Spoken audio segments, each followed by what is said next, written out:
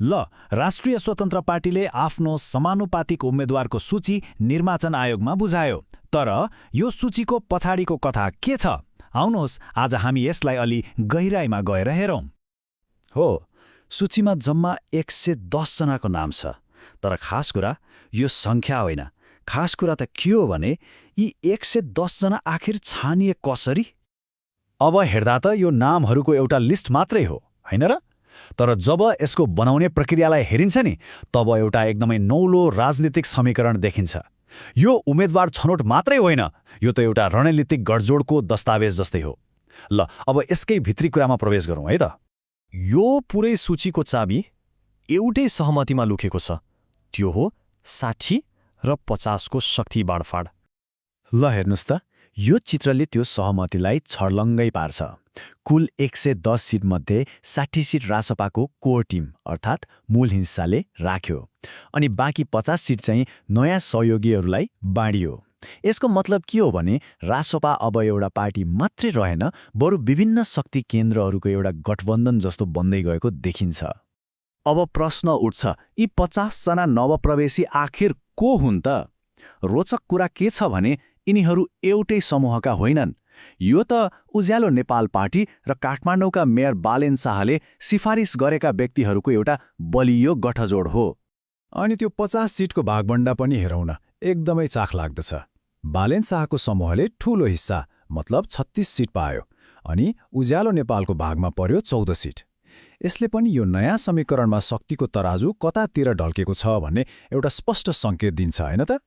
ल, अब यो गठबन्धनको पहिलो हिस्सातिर जाउँ। कुलमान घिसिङ जस्ता व्यक्तित्वको समर्थन रहेको भनिएको उज्यालो नेपाल पार्टीबाट को परेछन् एकचोटि हेरौँ। उज्यालो नेपालले सुरुमा 18 जनाको नाम पठाएको रहेछ, तर रासोपाले अन्तिम सूचीमा 14 जनालाई मात्रै समावेश गर्यो। यसले के देखाउँछ भने सिफारिस आए पनि अन्तिम निर्णय गर्ने अधिकार चाहिँ रासोपाले आफ्नै हातमा राखेको थियो। अब सूचीमा परेका यी 14 जनाको बनोट हेर्दा विभिन्न समुदायको प्रतिनिधित्व गराउने प्रयास भएको देखिन्छ। यही समूहबाट डाक्टर महेन्द्र लाविती जस्तो प्राज्ञिक क्षेत्रमा चिनिएको र सम्मानित नामलाई पनि समावेश गरिएको छ। यसले सूचीलाई एउटा बौद्धिक वजन दिने प्रयास गरेको बुझ्न सकिन्छ। अब पालो यो गठबन्धनको सबैभन्दा ठूलो अनि सायद सबैभन्दा धेरै चर्चामा रहेको हिस्साको, अर्थात् मेयर बालेन शाहले सिफारिस गरेका उम्मेद्वारहरूको। उहाँको तर्फबाट 35 जनाको नाम परेको छ, र यो सूची सङ्ख्यामा मात्रै ठूलो होइन है, यसमा परेका नामहरूले पनि निकै ठूलो तरङ्ग ल्याएका छन्। समाजका विभिन्न क्षेत्रका चिनिएका अनुहारहरूलाई यसमा समेटेको छ। जस्तै हेर्नुस् न, नेपाली राष्ट्रिय क्रिकेट टिमका पूर्व कप्तान ज्ञानेन्द्र मल्ल।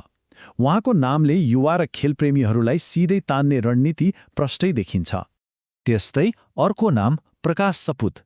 उहाँ एक अत्यन्तै लोकप्रिय लोक गायक र कलाकार। उहाँलाई समावेश गरेर कला र संस्कृति क्षेत्रका समर्थकहरूलाई आकर्षित गर्न खोजिएको प्रष्ट छ।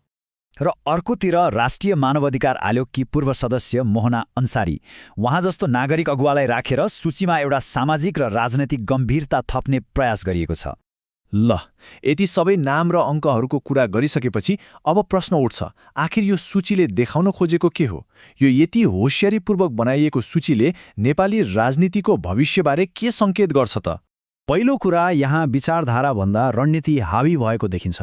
यो सूची पार्टीप्रतिको निष्ठाले भन्दा पनि राजनीतिक सम्झौता र गठबन्धनबाट बनेको छ। दोस्रो, रासोपाले आफूलाई विभिन्न स्वतन्त्र अभियान र चर्चित व्यक्तित्वहरूलाई जोड्ने एउटा केन्द्रको रूपमा स्थापित गर्न खोजिरहेको छ।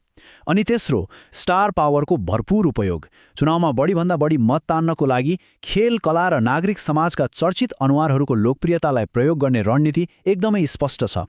समग्रमा हेर्दा यसले एउटा औपचारिक पार्टीको संरचना र प्रभावशाली व्यक्तिहरूको खुकुलो सञ्जाललाई मिलाएर एउटा नयाँ खालको हाइब्रिड राजनीतिक मोडेलको परीक्षण गरिरहेको जस्तो देखिन्छ। र यो सबै विश्लेषणले हामीलाई एउटा अन्तिम तर सबैभन्दा महत्त्वपूर्ण प्रश्नमा ल्याएर छोड्छ, के यति धेरै फरक स्वार्थ र शक्तिशाली व्यक्तित्वहरूको यो गठबन्धन टिकिरहला? के यसले साँच्चै नेपाली राजनीतिलाई नयाँ आकार दिन सक्ला, वा यो केवल चुनाव जित्नको लागि गरिएको एउटा अस्थायी गठजोड मात्रै साबित हुने हो? यसको जवाफ त अब आउने समयले नै बताउँला।